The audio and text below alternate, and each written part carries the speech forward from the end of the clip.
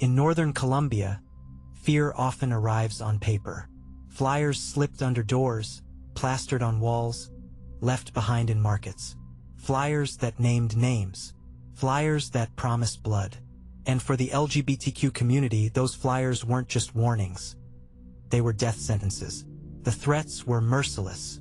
We will not respect ages. We have already identified many. At first, some tried to dismiss them as nothing more than fear tactics.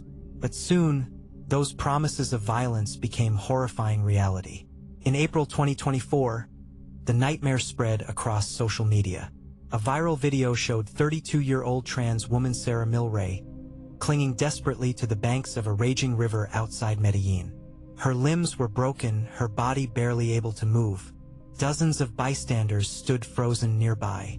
Some looked on in horror, but none dared to help. Her attackers had made sure of that, threatening anyone who even thought of intervening. Sara held on for as long as she could, but by the next day she was gone. Her death shocked the nation, but the violence did not stop there. Just weeks later, her close friend and fellow activist Nawar Jimenez was found murdered.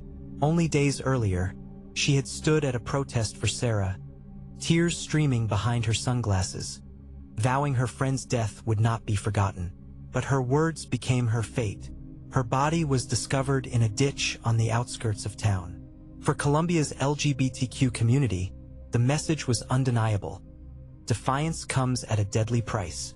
On paper, Colombia stands as one of the most progressive nations in Latin America. Same-sex marriage is legal. Gender identity can be changed on official documents. The Constitution recognizes the rights of sexual minorities. Yet the reality on the ground tells a very different story. Impunity rules. Hate-driven killings are rarely solved. And in neighborhood after neighborhood, gangs enforce brutal campaigns of social cleansing, hunting those they consider undesirable. To understand these killings, you must first understand the invisible force that rules much of Medellin. Locals call it the office. Behind the city's bustling streets, its shiny malls, and its tourist attractions lies a sprawling criminal network that decides who lives, who dies, and who must disappear. The office isn't a single gang.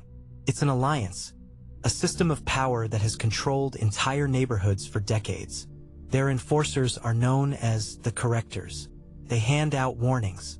They impose curfews. They punish thieves, suspected sex workers, and drug users.